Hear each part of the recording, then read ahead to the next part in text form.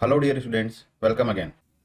Chapter number 9, public facilities. Public facilities मतलब कि कुछ ऐसी सुविधाएं जो कि सोसाइटी में सभी को इक्वली गवर्नमेंट की तरफ से प्रोवाइड करवाई जाती है, तो उनको बोलते हैं क्या, पब्लिक फैसिलिटीज़। तो इस चैप्टर में हम ऐसे ही कुछ वेलफेयर स्कीम और वेलफेयर कुछ फैसिलिटीज़ के बारे में देखेंगे।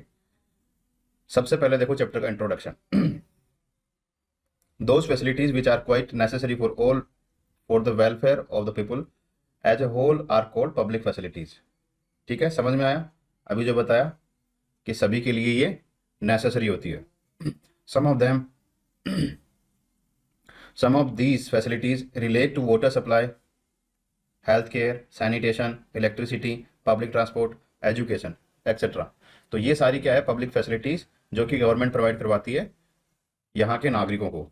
An important characteristics of the public facilities is that once it is provided, its benefits should go to all the people equally without any distinctions whatever so।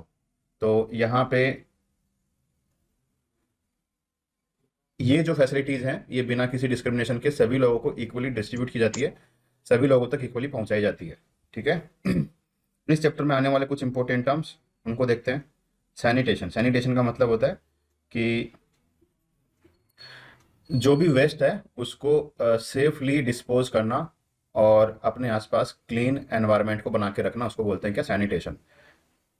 Sanitation is provision of facilities for the safe disposal of human urine and faeces by constructing toilets and pipes to carry the sewerage and treatment of wastewater is it is necessary to avoid contamination। तो pipes और toilets के through जो sewerage होता है उसको या फिर waste जो वाटर होता है उसको एक पर्टिकुलर लोकेशन तक पहुंचाना जिससे कि आसपास में क्लीन एनवायरनमेंट बना रहे, इसी को बोलते हैं सैनिटेशन।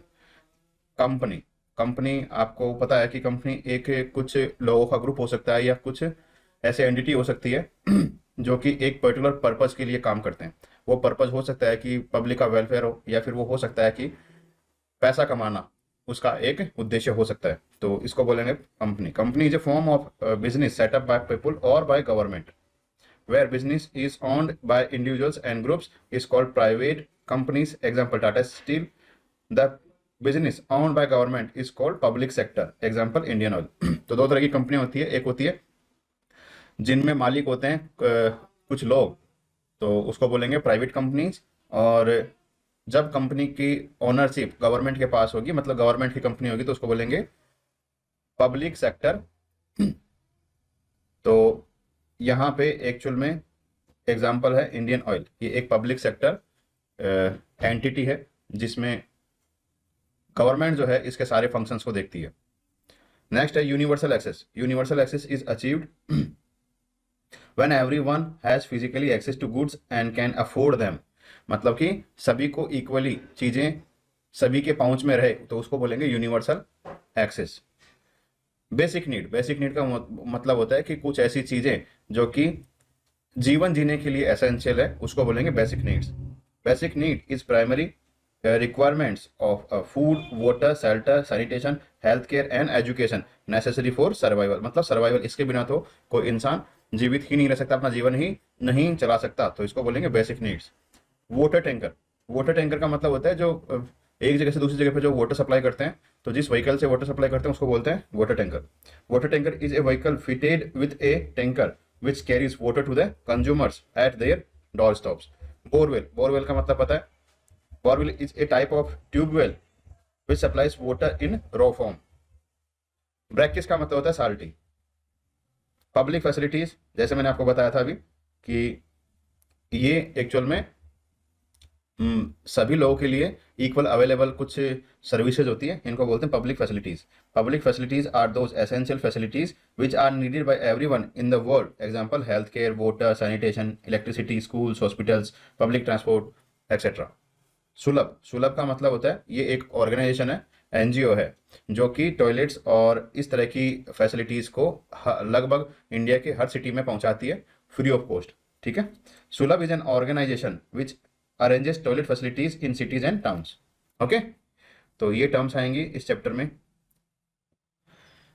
नेक्स्ट देखते हैं the government's role in providing public facilities, मतलब पब्लिक फैसिलिटी को प्रोवाइड करने में गवर्नमेंट का क्या इसमें योगदान है या क्या इसका रोल होता है, उसको देखते हैं।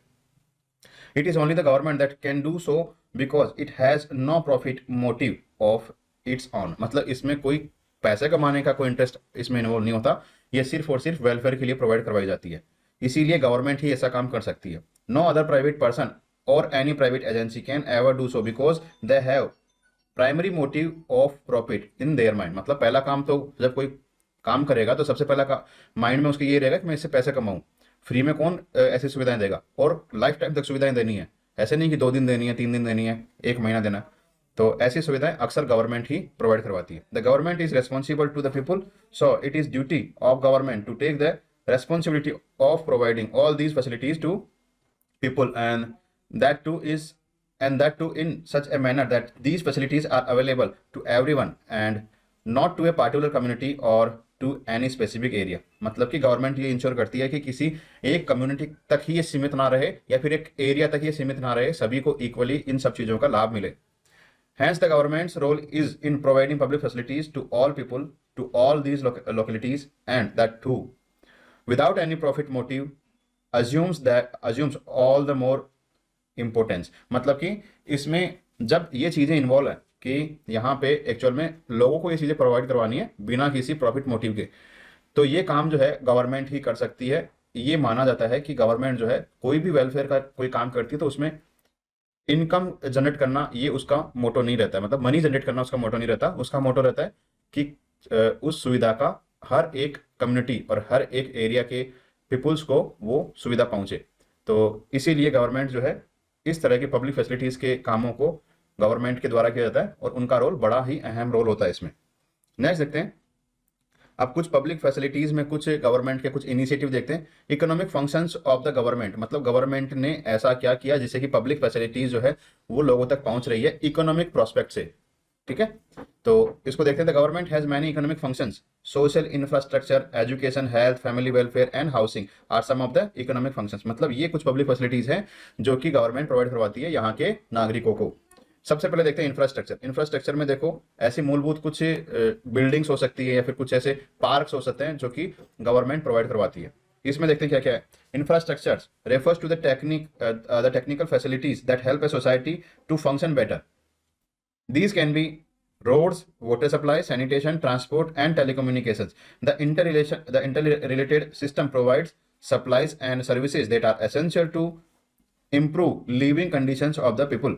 It helps in the production of the goods and services. देखो कैसे, एक एग्जांपल से समझो। इंफ्रास्ट्रक्चर जैसे गवर्नमेंट जो है रोड्स बनाती है, रोड्स का काम, रोड्स को यूज कौन करता है, पब्लिक यूज करती है चीज़ों को एक जगह से दूसरी जगह पे मूव करवाने के लिए। ऐसे ही वाटर सप्लाई है, ये प्रोवाइड करवाने का काम गवर्नमेंट का है जिससे कि हर घर तक वाटर सप्लाई पहुंच सके और लोग जो है उनका लिविंग स्टैंडर्ड या फिर उनका जो एक तरह से ईज ऑफ लाइफ जो है वो उनका बना रहे। सैनिटेशन, ट्रांसपोर्ट और टेलीकम्युनिकेशन। सैनिटेशन मतलब कि अभी बताया था कि सीवरेज की लाइन्स जो है वो लगभग सिटीज में हर कॉलोनी में होती है, जिससे कि जो वेस्ट है वो ऑटोमेटिकली वो जहां पे उसको डिस्पोज होना चाहिए वहां तक वो पहुंच जाता है। टेलीकम्युनिकेशन, गवर्नमेंट जो है अलग अलग तरह के यहाँ पे इनको ऑपरेट करती है जो कि टेलीकम्युनिकेशन सर्विस प्रोवाइड करवाते हैं। तो इनके लिए अलग अलग बैंडविड्थ की कुछ फ्रीक्वेंसी होती है जिनको गवर्नमेंट जो है बिडिंग प्रोसेस के थ्रू इसको अलग अलग जो कंपनीज है उनको बांटती है, जिससे क्या कि गवर्नमेंट को पैसा मिलता है और इसको रेगुलेट करने के लिए उनके पास में सारे राइट्स होते हैं, जिससे कि सभी को इक्वली उन सारी सुविधाओं का आराम से सारी सुविधाएं सभी लोगों तक पहुंच सके और सभी लोग उसका फायदा उठा सके, ये इंश्योर करने का काम होता है गवर्नमेंट का, ठीक है। नेक्स्ट देखते हैं ट्रांसपोर्ट सेक्टर। ट्रांसपोर्ट सेक्टर मतलब कि चीजों को एक जगह से दूसरी जगह पे मूव करवाने के लिए जिस चीज की आवश्यकता पड़ती है उसको बोलते हैं transport. India's transport sector is large and diverse. It caters to the needs of 1.3 billion people. Good physical connectivity in the urban and rural areas are essential for economic growth. Since early 1990s, India's growing economy has witnessed a rise in demand for transport infrastructure and services. मतलब कि 1990s के बाद में एकदम से ऐसा boom आया कि जिससे कि इकोनॉमिक एक्टिविटी बढ़ गई और जिससे कि ट्रांसपोर्ट फैसिलिटी का जो नीड था वो बढ़ गया। इसमें कौन कौन सी चीज़ें आती है, इसमें देखो रोड्स आती है, इसमें एयरपोर्ट्स आते हैं, पोर्ट्स आते हैं, या फिर इसमें देखो तो ये अलग अलग तरह के क्या बोलते हैं रेलवे का जो नेटवर्क है वो आता है। तो ये सारा इंफ्रास्ट्रक्चर जो है ये पब्लिक ट्रांसपोर्ट को एक तरह से ईजी बनाता है और इसी से चीज़ें जो है एक जगह से दूसरी जगह पे मूव करती है। अब मैंने आपको बताया इंडियन रेलवेज, जिसका रोल काफी ज्यादा इंपॉर्टेंट है ट्रांसपोर्ट में, तो उसको देखते हैं Indian railways. Railways also have the advantage of being environment friendly than other modes of transport, मतलब कि बाकी सारे जितने भी मोड्स हैं ट्रांसपोर्ट के, उससे सबसे बेस्ट है इंडियन रेलवेज, क्योंकि इसमें एक्चुअली में पोल्यूशन जो है वो इतना ज़्यादा नहीं होता कंपेयर करें रोड्स और बाकी जो ट्रांसपोर्ट के साधन हैं। Strengthening of the golden coordinator between Delhi, Mumbai, Chennai and Kolkata to run more long distance mail and express and freight train at a higher speed, मतलब कि ये जो गोल्डन कोऑर्डिनेटर, मतलब कि ये कुछ सिटी हैं जिनको जोड़ते हुए गवर्नमेंट ने एक रोड का नेटवर्क बनाया हुआ है। आप देखोगे तो अपना इंडिया का मैप कुछ ऐसा है। अब यहाँ पे देखना, ये यहाँ पे दिल्ली है और ये यहाँ पे मुंबई है, यहाँ पे चेन्नई है और यहाँ पे कोलकाता है। तो ये कोऑर्डिनेटर जैसा दिख रहा है, ये जो कनेक्टिविटी जो है ये कोऑर्डिनेटर जैसी दिख रही है, इसलिए इसको बोलते हैं गोल्डन कोऑर्डिनेटर। ठीक है, तो ये रोड का नेटवर्क है और इसको कनेक्ट करते हुए इंडियन रेलवेज की भी रेल लाइन यहाँ पे अलग अलग जगह पे जुड़ी हुई है। इससे क्या है कि चीजें जो है एक जगह से दूसरी जगह पे अच्छे से मूव कर सकती है। Improving of rail connectivity to ports and depot, development of multi level corridors, मतलब कि इंडियन रेलवे जो है ये ऐसे छोटे छोटे जो पैसेज है ना, जैसे ये सिटीज हैं या फिर जो पोर्ट्स हैं, इनको एक दूसरे से कनेक्ट करती है। फिर यहाँ से जो माल है, मतलब जो फ्रेट है, वो एक जगह से दूसरी जगह पे इंडिया में कहीं पे भी पहुंचाया जा सकता है। Construction of 4 mega bridges, 2 over the river Ganga, 1 over the river Brahmaputra and 1 over the river Kosi. तो ये 4 अलग अलग बड़े बड़े जो है यहाँ पे ब्रिज बनाए गए हैं। 2 तो हैं गंगा में, एक है ब्रह्मपुत्र रिवर पे और एक है कोसी रिवर पे, जो कि बिहार में है। ठीक है, तो ये कुछ बड़े बड़े ब्रिजेज जो है पिछले 10-15 सालों में इंडिया में इनका डेवलपमेंट हुआ है। नेक्स्ट देखते हैं रोड्स। ट्रांसपोर्ट का सबसे जिसको बोल सकते हैं कि एक्सेसिबल कोई भी अगर मोड है तो वो है roads. The quality of roads differs all through the country because road maintenance is slow. Most national highways have 2 lanes or less. This leads to the deterioration of roads and high transport cost of users। इसका मतलब ये हुआ कि अपने India में जो road का जो मेंटेनेंस, मतलब जो रोड बने हुए, पहली बात तो नए रोड जो है वो बहुत कम बनते हैं, और जो बने हुए रोड हैं उनका जो एक्चुअल में जो क्वालिटी है, इंफ्रास्ट्रक्चर जो है, वो भी एक्चुअल में उसका मेंटेनेंस जो है वो थोड़ा लो है। मतलब मेंटेनेंस की कमी की वजह से वो एक्चुअल में खराब कंडीशन में वो रोड्स जो है वो देखने को मिलती है। मोस्ट ऑफ जो नेशनल हाईवेज हैं, नेशनल हाईवेज क्या होते हैं, एक स्टेट को दूसरे स्टेट की कैपिटल से जोड़ने वाले, या फिर स्टेट में ही ऐसा कोई नेटवर्क होता है रोड्स का, जो बड़ी लाइन होती है रोड्स की, उसमें क्या है कि ये बड़ी बड़ी सिटीज को जोड़ते हैं, तो इनको बोलते हैं नेशनल हाईवेज। तो ये अक्सर क्या होता है कि जैसे एक साइड में 2 गाड़ियां चलेगी या एक साइड में 4 गाड़ियां चलेगी, तो इनको बोलते हैं लेन। अगर एक साइड में एक गाड़ी ही जाने की रास्ता है तो उसको बोलते हैं सिंगल लेन। अगर एक साइड में, सिंगल साइड में अगर 2 गाड़ियां जाने का रास्ता है तो उसको बोलते हैं 2 लेन। तो इस तरह से मैक्सिमम जो नेशनल हाईवेज हैं वो 2 लेन के हाईवेज हैं। ठीक है, मतलब 2 लेफ्ट साइड में और 2 राइट साइड में, ऐसे 4 वो लेन होती है। ठीक है, लेकिन उसको बोला जाता है क्या, 2 lanes. The national highway development programme NHDP has been established. The main objects of programme are as follow, मतलब कि एक प्रोग्राम बनाया गया जिसमें जो अलग अलग जो सिटीज हैं उनको जोड़ने के लिए नए इस तरह के नेशनल हाईवेज बनाने का एक्चुअल में एक प्लान बनाया गया। और वो कौन सा प्लान है उसको देखते हैं। 4 laning of the golden coordinator and NSEW corridors comprising the golden coordinator linking Delhi, Mumbai, Chennai and Kolkata, the north-south corridor connecting Srinagar to Kanyakumari, the east-west corridor connecting Silchar to Porbandar, besides port connectivity and some other projects on national highways। इसका मतलब देखो, अपना मैंने बताया था आपको इस तरह से अपना इंडिया, यहाँ पे गोल्डन कोऑर्डिनेटर जो है वो बनाया गया कैसे, दिल्ली, ये यहाँ पे मुंबई, चेन्नई और कोलकाता। इसके अलावा 2 जो है एक्चुअल में सीधी लाइन भी बनाई गई है यहाँ पे, मतलब जिसको बोलते हैं नॉर्थ साउथ कॉरिडोर और east west corridor. North south मतलब कि देखो यहाँ से श्रीनगर जो कि जम्मू कश्मीर में, यहाँ से जोड़ते हुए यहाँ पे तमिलनाडु में कन्याकुमारी, इसको जोड़ते हुए एक सीधी लाइन बनाई गई, मतलब सीधी इस तरह से एक रोड बनाई गई है, इसको बोलते हैं नॉर्थ साउथ कॉरिडोर। एक बनाया गया है वेस्ट टू ईस्ट कॉरिडोर, जो स्टार्ट होता है सिलचर से और पोरबंदर तक, मतलब पोरबंदर गुजरात में और ये यहाँ पे इधर आता है ईस्ट में सिलचर तक, ठीक है। तो इस तरह से ये कनेक्टिविटी एक तो ये बन गई सीधी लाइन की, और एक ये गोल्डन कोऑर्डिनेटर कॉरिडोर ये वाला, इस तरह से। तो पूरा इंडिया कवर हो गया इसमें, और बाकी बीच बीच में जो है ना, इसमें अलग अलग सिटीज को जोड़ते हुए अलग अलग नेशनल हाईवेज हो रहे हैं, ठीक है। तो ये रोड्स का एक नेटवर्क है जो कि इंडियन गवर्नमेंट द्वारा बनाया गया। नेक्स्ट देखते हैं फाइनेंशियल सेक्टर। फाइनेंशियल सेक्टर सबसे पहले देखो प्लानिंग कमीशन। प्लानिंग कमीशन जो है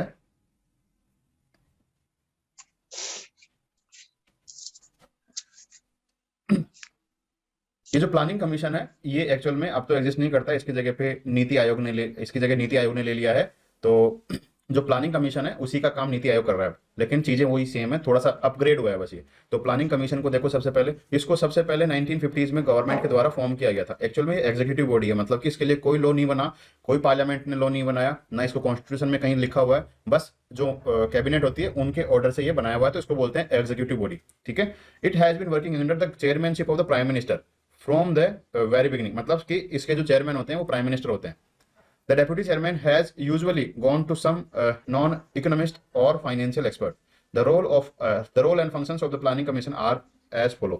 देखो, इसको पढ़ने से तो कोई मतलब है नहीं, क्योंकि ये तो अभी है नहीं प्लानिंग कमीशन, अभी है नीति आयोग। तो नीति आयोग में जो चेयरमैन होते हैं वो प्राइम मिनिस्टर ही होते हैं, और उसके जो वाइस चेयरमैन होते हैं वो अक्सर चेंज करते जाते हैं, उनको मतलब बदला जाता रहता है। और बाकी जो उसके मेंबर होते हैं वो मेंबर होते हैं, कुछ तो इसके मेंबर होते हैं जो सेंट्रल गवर्नमेंट है उसमें जो कैबिनेट मिनिस्टर है, एक तो वो होते हैं, और एक अलग अलग जो स्टेट है उसके जो सीएम है, चीफ मिनिस्टर्स हैं, वो होते हैं। और कई बार अगर जरूरत पड़ती है तो अलग अलग स्टेट के जो कैबिनेट मिनिस्टर होते हैं उनको भी इसमें इन्वॉल्व किया जाता है, ठीक है।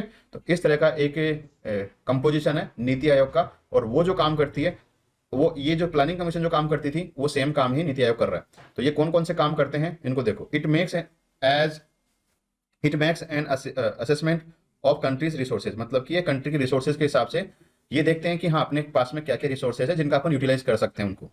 It determines the economic goal और objectives that have to be achieved, मतलब कि ये ऐसे कुछ इकोनॉमिक गोल्स बना सकते हैं, मतलब कि हमको इतना टारगेट हम फिक्स करते हैं अपने को, इतने ईयर्स के बाद में हमारा जो ग्रोथ रेट है वो यहाँ तक होना चाहिए, मतलब एक जो ग्रोथ रेट का जो है टारगेट फिक्स कर सकते हैं, या फिर प्लानिंग बना सकते हैं कि हमको ये कैसे अचीव करना है। It determines economic priorities and tries to ensure that the resources are utilized to maximum possible extent, मतलब कि जो रिसोर्सेज है उनका बेस्ट यूज करते हुए हम अपने टारगेट्स को पूरा करें, ये इंश्योर करने में काम होता है इसका। It also ensures a fair distribution so that the benefits of the development go to the larger number of people, मतलब कि ऐसा नहीं कि डेवलपमेंट तो हो रहा है लेकिन कुछ लोगों का ही डेवलपमेंट हो रहा है, पूरी कंट्री का डेवलपमेंट होना चाहिए, पूरे कंट्री में हर एरिया का डेवलपमेंट होना चाहिए, ये इंश्योर करने का काम होता है नीति आयोग का, ठीक है। अभी आप इसको रिप्लेस कर सकते हो नीति आयोग से। Yes sir. प्लानिंग कमीशन क्या बन गया? नीति आयोग।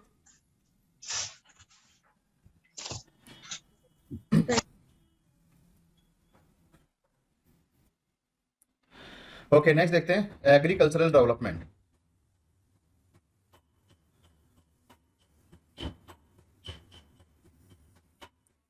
देखो पॉइंट बाय पॉइंट देखते हैं एग्रीकल्चर में अभी तक क्या डेवलपमेंट हुए हैं इंडिया में।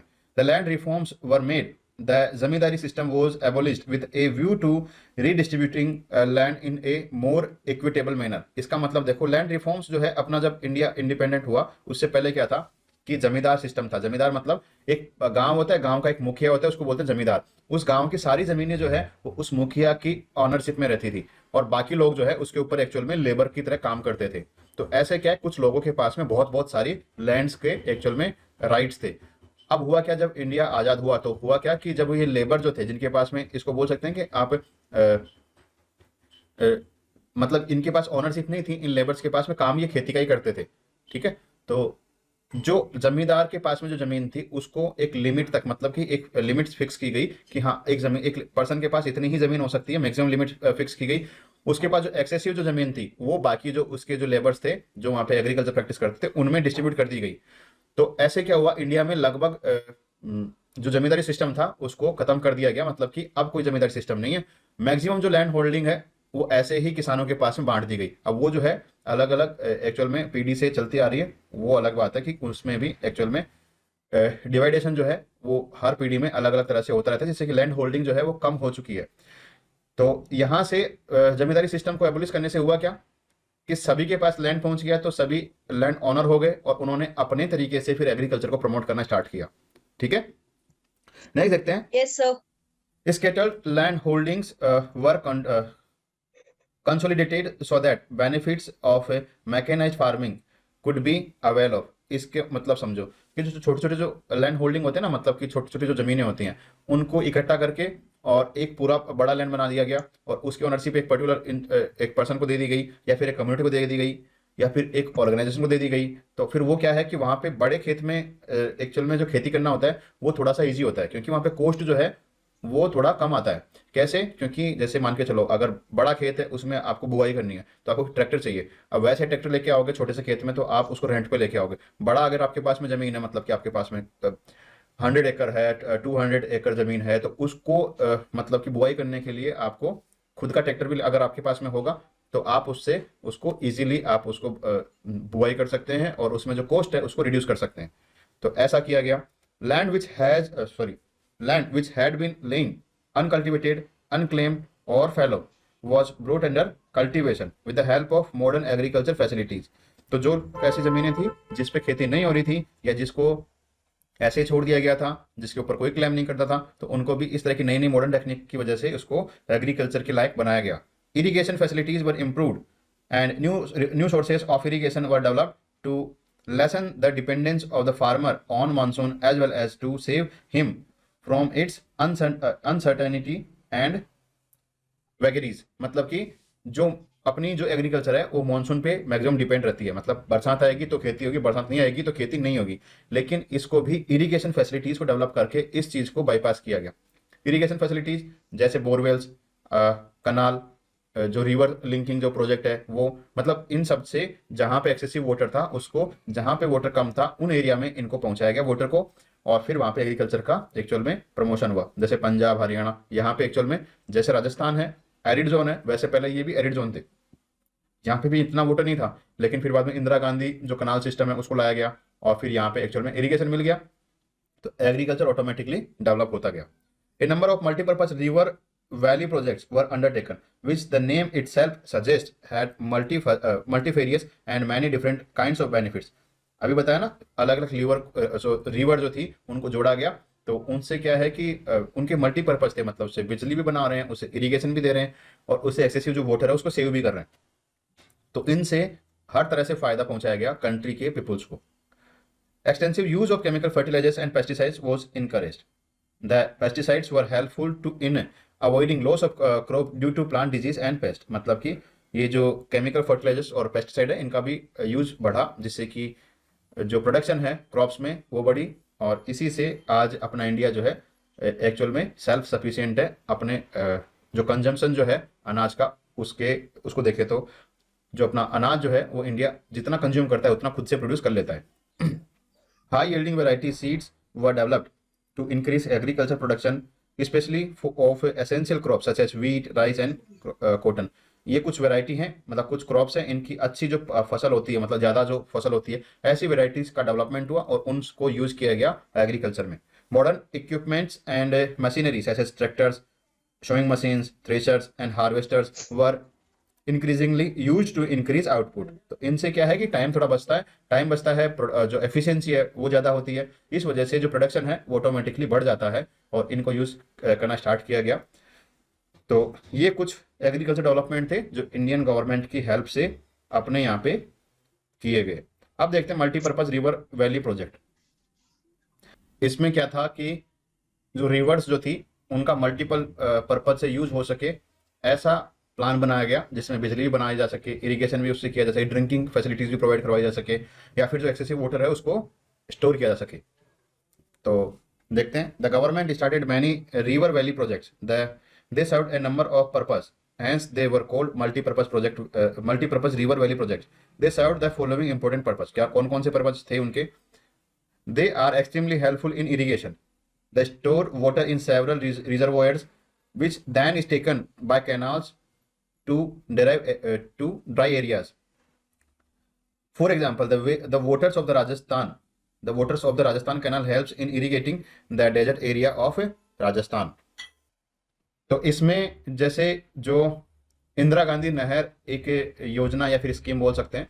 तो ये इसके द्वारा राजस्थान में भी पानी पहुंचाया गया, जो नॉर्थ और वेस्टर्न जो डिस्ट्रिक्ट्स हैं वहां पे, और इससे यहाँ की जो वाटर स्कैरसिटी थी उसको कुछ हद तक खत्म किया गया। The reservoir serves the purpose of fishing grounds also, मतलब यहाँ पे जो रिजर्वायर्स में जो पानी इकट्ठा रहता है ना, वहाँ पे फिशिंग भी एक्चुअल में की जाती है, मतलब वहाँ पे फिश का कल्टीवेशन वहाँ पे किया जा सकता है, और वहाँ पे अच्छा खासा एक्स्ट्रा इनकम जो है वो जनरेट किया जा सकता है। Dams constructed under the river valley projects help in checking floods. For example the Damodar valley project has been greatly helpful in checking the annual flooding of the Damodar River, resulting widespread damages in Bengal and Bihar. तो देखो सबसे पहले क्या है कि ये दामोदर जो river थी, ये जब मानसून के टाइम में क्या था, इसका फ्लो बढ़ जाता था, जिससे बिहार और बंगाल रीजन में ये जो रिवर है वो बहुत ज्यादा डैमेज करती थी, बहुत ज्यादा तबाही वहां पे मचाती थी।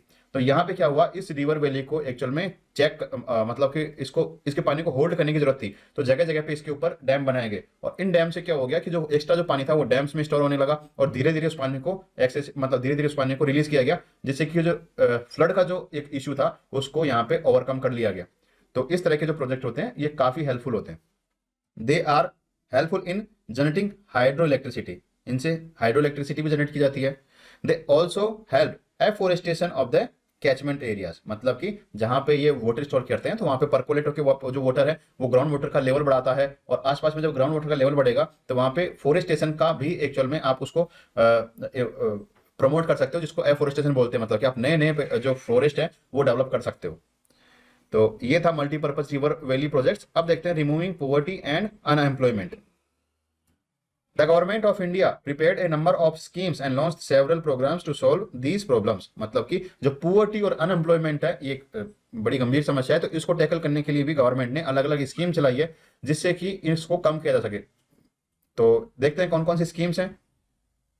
Employment programme such as integrated rural development programme IRDP and Jawahar Gram Samriddhi Yojana JGSY were launched. मतलब इनमें क्या था कि ये जो रूरल एरिया जो होते हैं ना, वहां पे इस तरह के जो अलग अलग जो वेलफेयर जो स्कीम्स होती है वो पर्टिकुलर पीपुल्स तक पहुंचे, ये इंश्योर करने के लिए इस तरह की स्कीम चलाई जाती है। इसमें क्या होता है कि बहुत सारी स्कीम होती है और उनको गांव तक पहुंचा जाता है, जिससे कि जो गांव में जो रहने वाले जो लोग हैं उनका एक्चुअल में डेवलपमेंट हो सके, और वो उस गरीबी रेखा जो होती है, मतलब जिसको बोलते हैं बिलो पॉवर्टी लाइन, उससे वो ऊपर आ सके, अपने जीवन को थोड़ा सा बेहतर बना सके। तो ये इंश्योर किया जाता है इस तरह की स्कीम से। A few programmes were in operation in order to encourage self employment such as स्वर्ण जयंती ग्राम स्वरोजगार योजना। अब देखो ये स्वर्ण जयंती ग्राम स्वरोजगार योजना के नाम से एक स्कीम चलाई गई।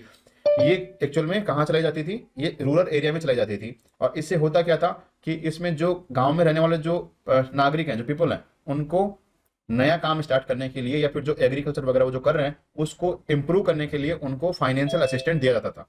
और फाइनेंशियल असिस्टेंस जब उनको मिलता है तो वो अपने काम को थोड़ा बेहतर तरीके से कर सकते हैं, और इसी को बोलते हैं स्वर्ण जयंती ग्राम स्वरोजगार योजना। मतलब खुद से ही वो अपना रोजगार जो है वो जनरेट कर रहे हैं और डेवलपमेंट में एक्चुअल में पार्टिसिपेट कर रहे हैं। नेक्स्ट है social security programmes for the aged and pregnant womens were undertaken specially for rural areas. मतलब कि इसमें क्या होता है कि जो एज जो वुमेन होती है या फिर प्रेग्नेंट वुमेन होती है, जो काम नहीं कर सकती या फिर जिनको काम मतलब जिनसे काम करने की वो कंडीशन में नहीं होता है, तो वो ऐसी जो महिलाएं होती है उनको जो गवर्नमेंट होती है वो फाइनेंशियल असिस्टेंस देती है, मतलब कुछ पैसा उनको कैश फॉर्म में देती है, जिससे कि वो अपने जो बेसिक नीड्स है उनको पूरा कर सके और अपनी जो सोशल एक्चुअल में जो स्टेटस है उसको बनाए रखे। तो इससे क्या होता है कि ये एक्चुअल में सोशल सिक्योरिटी स्कीम्स होती हैं। इसमें ये इस वजह से पिछड़ ना जाए समाज में कि उनके पास में पैसा नहीं है या फिर बाद में वो काम करने के लायक नहीं है, तो इस वजह से गवर्नमेंट जो है इनको थोड़ी बहुत हेल्प करती है। नेक्स्ट देखो, there are a few employment schemes for urban areas also such as prime minister Rozgar Yojana and prime minister's integrated urban poverty alleviation programme. तो ये दो स्कीम हैं जो कि अर्बन एरियाज के लिए है, शहरों के लिए है। तो यहाँ पे क्या होता है कि शहरों में कुछ पर्टिकुलर टाइम तक के लिए लोगों को रोजगार दिया जाता है, मतलब कि उनको कुछ काम दिया जाता है, उसके बदले में उनको वेजेज मिलते हैं, जिससे कि उनको एक्चुअल में जो बेसिक जो नीड है वो अपनी पूरी कर सकते हैं। एक मिनिमम जो लिविंग स्टैंडर्ड होता है उसको कम से कम वो अचीव कर सके, इसीलिए ये स्कीम जो है वो ना सिर्फ रूरल एरिया बल्कि अर्बन एरिया में भी इनको चलाया जाता है। नेक्स्ट है fair price shops supply food grams to lower income groups at subsidise rates. देखो कई बार क्या होता है कि इतनी सारी स्कीम चलाने के बाद में भी जो कुछ नागरिक होते हैं जिन तक वो जो मनी है, जो मतलब बेसिक्स, जो एक्चुअल में जो बीपीएल फैमिली जो होती है, मतलब जो बिलो पॉवर्टी लाइंस के नीचे जो नागरिक जो अपना जीवन जीते हैं, मतलब उनके पास इतना पैसा भी नहीं होता कि वो मार्केट में जाके अपने बेसिक नीड के लिए कुछ चीज़ें खरीद सके, जैसे अनाज है, खाने की जो चीज़ें हैं, या फिर हेल्थ फैसिलिटीज है वो खरीद सके। तो इनको मतलब कि कम से कम खाना तो टाइम पे मिले, इसलिए गवर्नमेंट क्या करती है, इनको सब्सिडाइज रेट पे इनको अनाज और दालें वगैरह इनको एक्चुअल में प्रोवाइड करवाते हैं। जैसे जो चीज़ मार्केट में 80 रुपीज़ किलो की है, तो जो गवर्नमेंट है इनको 1 रुपीज़ किलो या फिर 5 रुपये किलो इस रेट पे जो है इनको प्रोवाइड करवाती है, जिससे कि इनका जो है जो न्यूट्रिशन जो है, कम से कम वो बेसिक न्यूट्रिशन तो इनको मिले, जिससे कि ये अपनी हेल्थ में इंप्रूव कर सकें, अपनी हेल्थ को कम से कम सस्टेन रख सकें।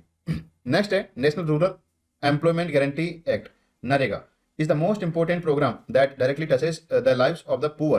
This act provides at least 100 days of employment in a year to every rural household. This act came into force in February 2006.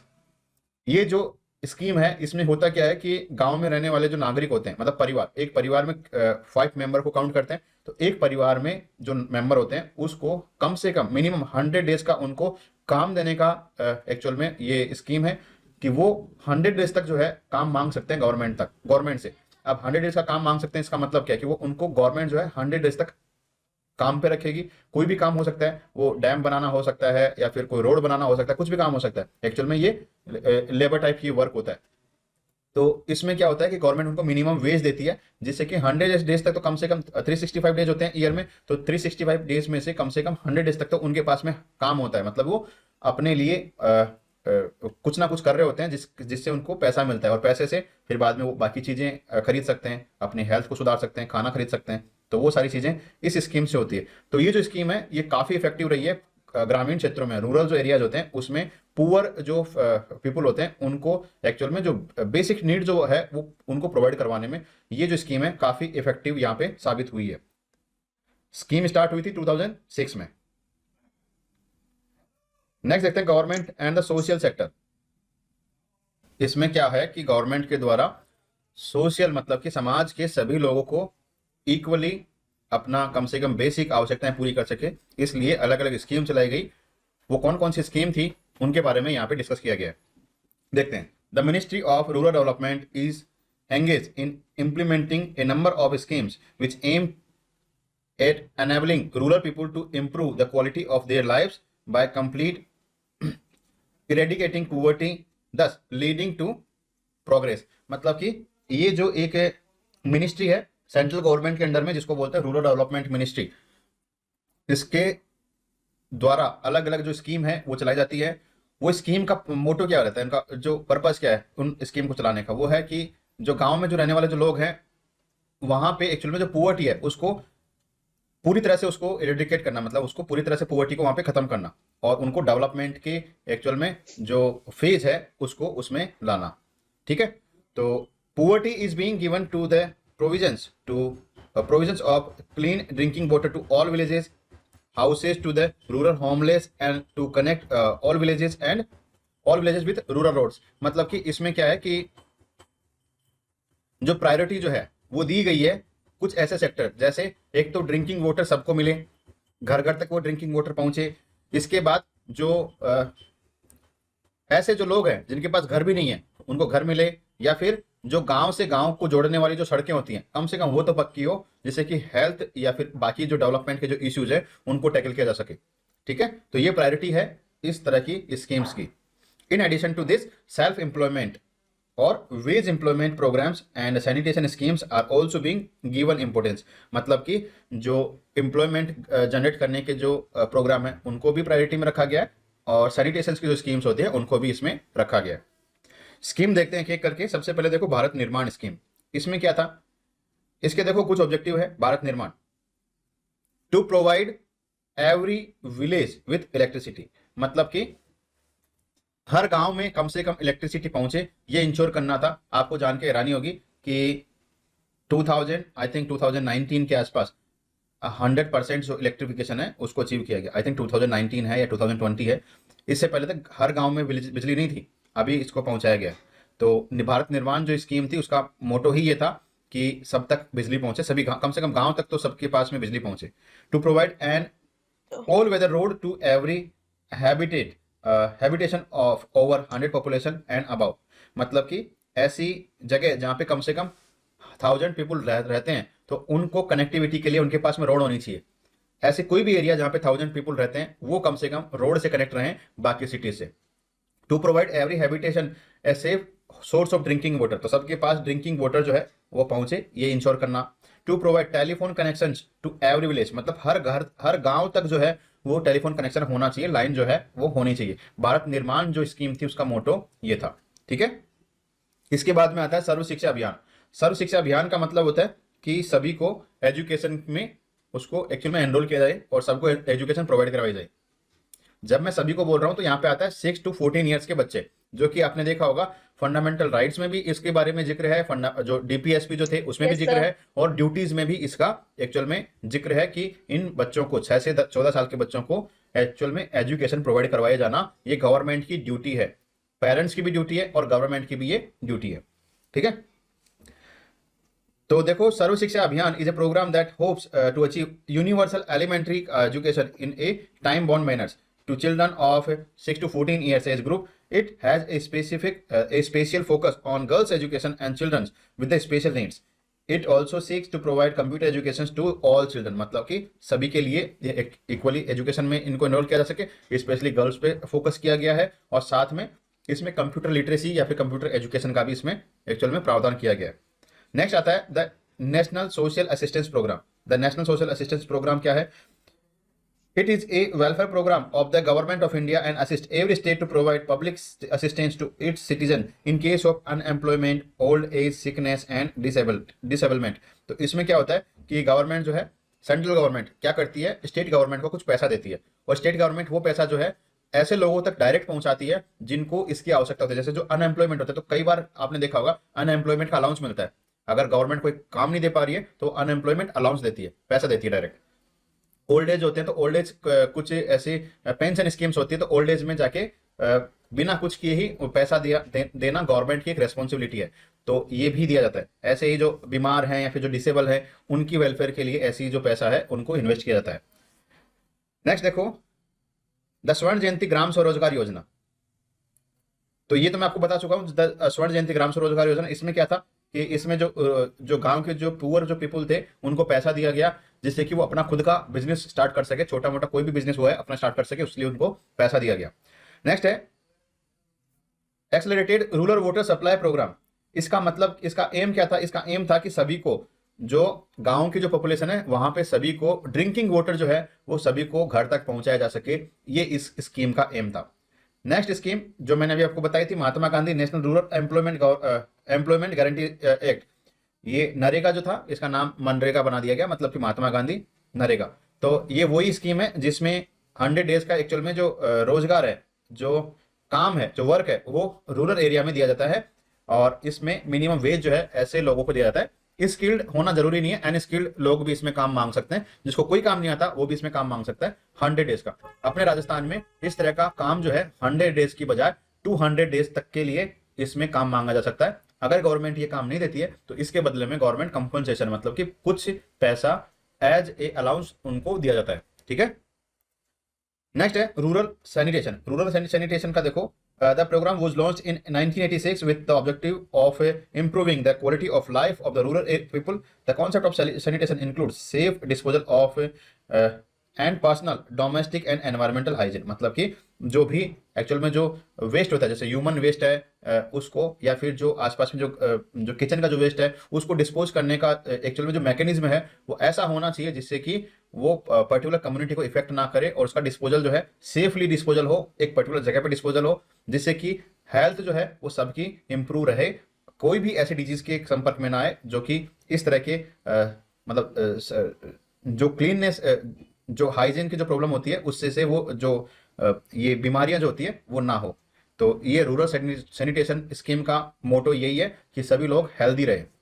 Next है नेशनल रूरल हेल्थ मिशन। तो इसमें क्या है कि इसमें जो गांव में जो रहने वाले जो नागरिक है उनको वैक्सीनेशन दी जाती है, जो बेसिक जो वैक्सीनेशन होती है, एक बच्चा जब जन्म लेता है तब से लेके जब तक वो एडल्ट होता है तब तक के लिए कुछ वैक्सीनेशन होती है, टाइम टू टाइम उनको वैक्सीनेशन दी जाती है। इसके साथ ही न्यूट्रिशन के लिए उनको कुछ सप्लाई, फूड सप्लाई भी उनको दी जाती है। तो ये सारा इंश्योर किया जाता है कि गांव में कोई भी अगर पीपल है या कोई बच्चा है तो वो हेल्थ की एक्चुअल में जो सेक्टर है उसमें वो अपने आप को उसका जो हेल्थ है वो परफेक्ट बना रहे, उसमें वो एक्चुअल में कोई ऐसी डिजीज के संपर्क में ना रहे या उसको ऐसी कोई डिजीज ना हो जो कि सिर्फ इस वजह से हो जाए कि उसको न्यूट्रिशन नहीं मिला या फिर उसको प्रॉपर ट्रीटमेंट उसको समय पे नहीं मिला। तो ये सारा इंश्योर करने का काम है नेशनल रूरल हेल्थ मिशन के अंडर। तो ये बात हो गई, अलग अलग मिशन थे, अलग अलग स्कीम्स थी। तो इसके साथ ही ये जो चैप्टर है ये कंप्लीट होता है। यहां तक किसी को डाउट है तो पूछो। सर आपने बताया था वो सबसे पहला पॉइंट था भारत निर्माण, उसके अंदर आपने बोला था वो इलेक्ट्रिसिटी प्रोवाइड करवाने वाला। तो सर वो इलेक्ट्रिसिटी हर गांव के अंदर प्रोवाइड कराई गई थी इंडिया के? हाँ, हर गांव में प्रोवाइड करवाने का उसका एक्चुअल में गोल था, जो कि अभी कुछ रिसेंट ही ईयर्स में उसको अचीव किया गया। Sir India, yes sir. Bharat निर्माण के एक्चुअल में बहुत सारे मोटो मतलब बहुत सारे टारगेट थे, उसमें इलेक्ट्रिसिटी प्रोवाइड करवाना सिर्फ एक टारगेट है। ओके सर अब तक कितना अचीव कर लिया भारत निर्माण में से? देखो, ये विलेज तक इलेक्ट्रिसिटी पहुंचाने वाला ये अचीव कर लिया, ऑल वेदर रोड कनेक्टिविटी ये लगभग अचीव कर लिया। इसके साथ ही प्रोवाइड हैबिटेशन, ड्रिंकिंग वाटर, तो ये ड्रिंकिंग वाटर का जो है हर घर नल, ये स्कीम के तहत अभी इसके ऊपर काम चल रहा है और आई थिंक इसको जल्द ही पूरा कर लिया जाएगा। और इसमें ये जो टेलीफोन कनेक्टिविटी है ये भी लगभग कंप्लीट है, मतलब कि 90% के आसपास में इन सारे टारगेट्स को अचीव कर लिया गया है। Yes sir. तो आज की क्लास में इतना ही है, कल फिर मिलते हैं, तब तक के लिए बाय।